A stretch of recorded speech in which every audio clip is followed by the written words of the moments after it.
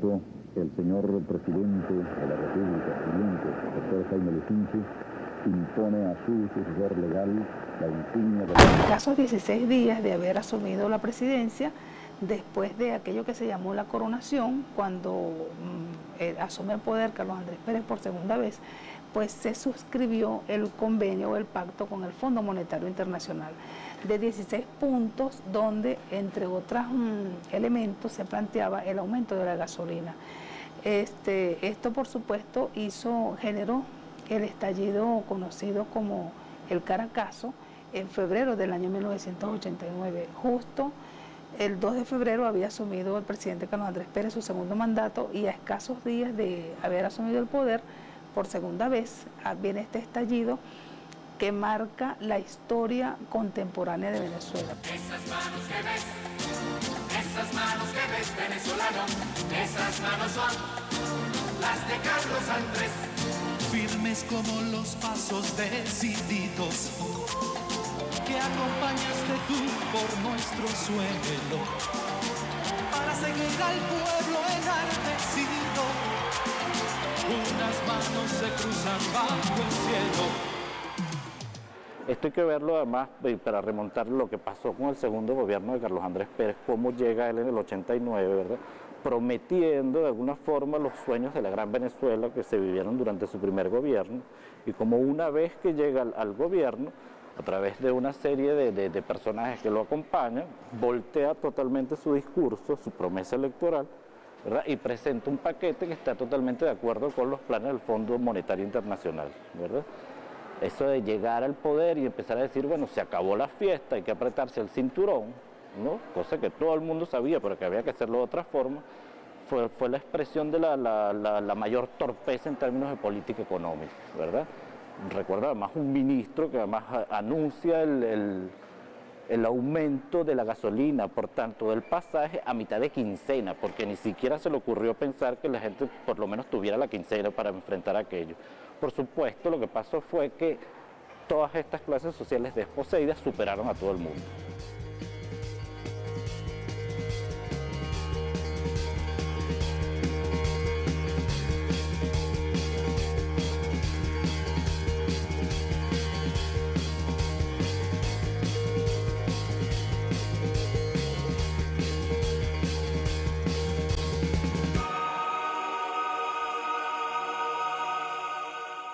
¿Qué pasó en Venezuela a partir de esa fecha? Esa fecha tiene una significación, varias significaciones. Una de ellas está, sin duda, en lo que significó para romper la idea que existía de que Venezuela pertenecía a una especie, era un país excepcional en el contexto latinoamericano. Era un país, digamos, dotado, la economía, los ingresos petroleros fabulosos de los cuales había disfrutado, habían constituido una sociedad exenta de un conjunto de conflictos, exenta de un conjunto de problemas, ¿verdad?, que caracterizaban a todos los países latinoamericanos.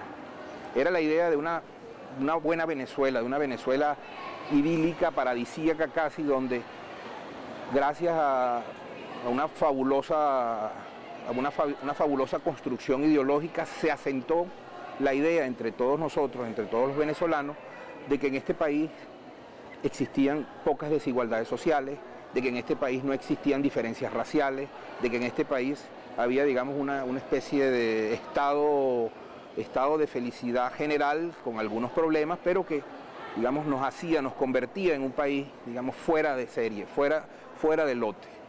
Al conocer las tarifas del pasaje, no aplicaron el decreto del Ministerio de Transporte y Comunicaciones.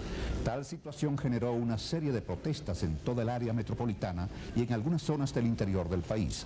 Aquí en Caracas resultaron heridas varias personas, entre ellos 3 funcionarios de la Policía Metropolitana, quienes intervinieron para calmar los ánimos. Fueron incendiados varios autobuses y sustraídos artículos y prendas de diferentes establecimientos comerciales ubicados en la ciudad.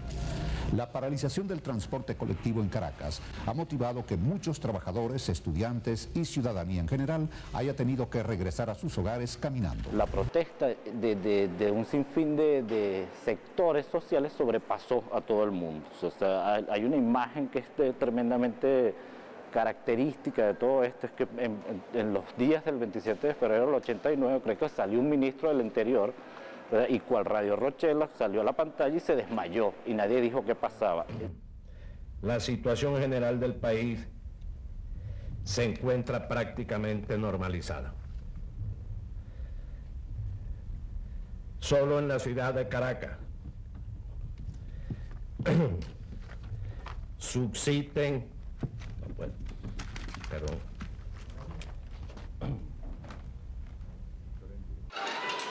lo que pasaba es que había un vacío de poder prácticamente, ¿verdad? Las clases superaron al Estado, a los partidos, sobre todo se demostró que los partidos políticos no tenían cómo responder a esto.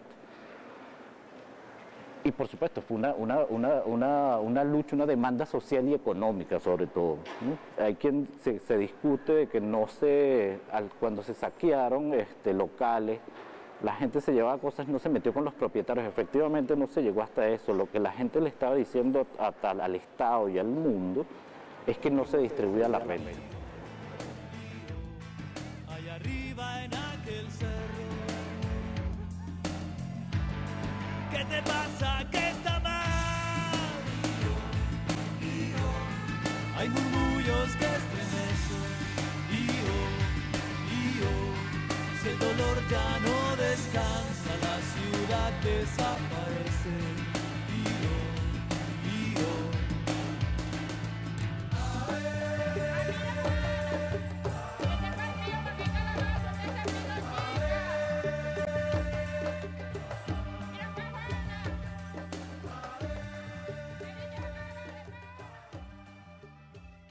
El 27 de febrero de 1989 tuvo lugar un estallido popular, una rebelión popular, que expresó fundamentalmente la frustración, el malestar del pueblo venezolano ante las oportunidades perdidas y ante sus dramáticos grados de miseria.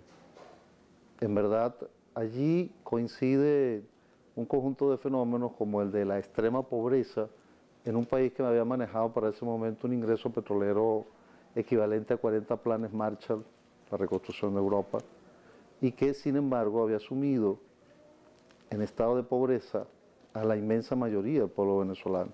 Según una investigación hecha por la Universidad Católica Andrés Bello, y particularmente por Ochoa Antich, muestra que la mayoría de los muertos se sucedieron después de los saqueos, es decir, después del 27 y 28 de febrero a comienzo de marzo, y que una mayoría de esos muertos presentaban un tiro de gracia, lo que demostró que evidentemente se trató de una masacre contra el pueblo venezolano.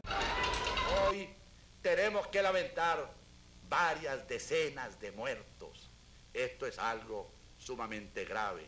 Tenemos que lamentar más de 2 centenas o 3 centenas de heridos. La mayor parte de esos heridos producto de la ruptura de las vitrinas de los negocios que se han saqueado. Más de 300 negocios han sido saqueados.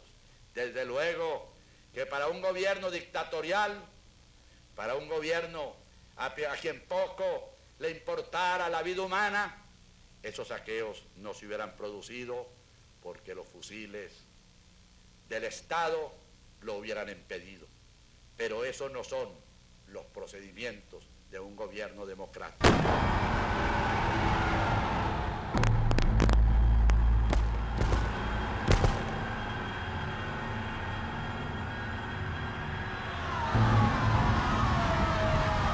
De la Policía Metropolitana y de Inteligencia, este cuerpo policial hacen frente a centenares de manifestantes que se encuentran saqueando.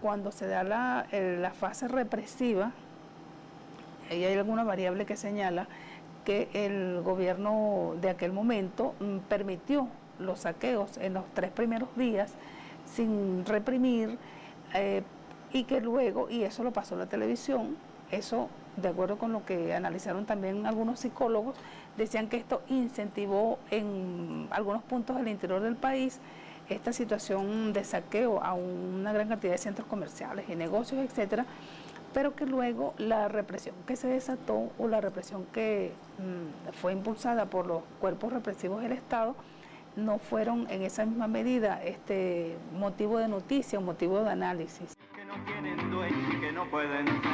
¡Ay, qué pena! ¡Ay, qué pena me da porque yo sabía que lo que decías no era verdad! Y es que yo sabía que era una farsa y nada más.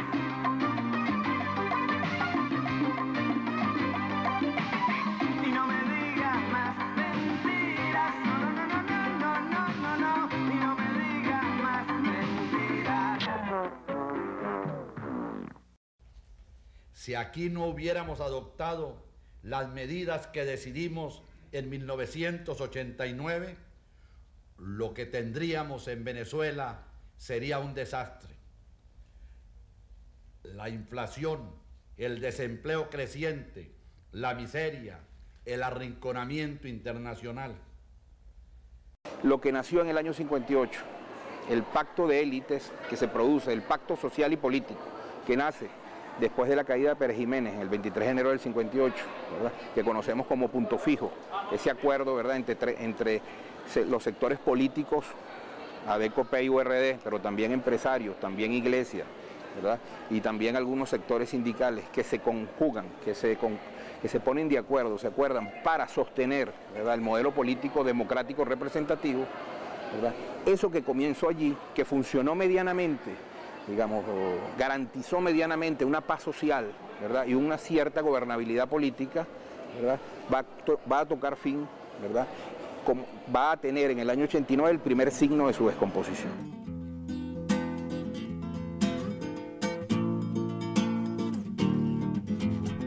Al final de este viaje en la vida quedarán nuestros cuerpos hinchados de ir a la muerte, al odio, al borde del mar.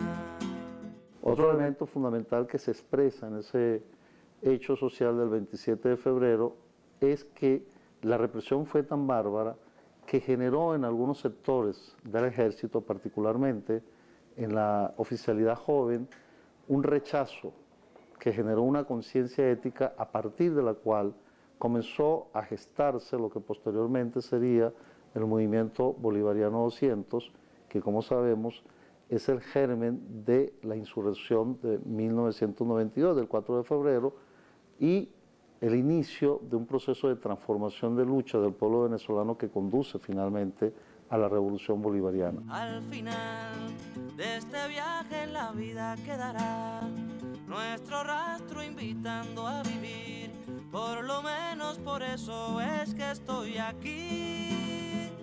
Somos prehistoria que tendrá el futuro, somos los anales remotos del hombre, estos años son el pasado.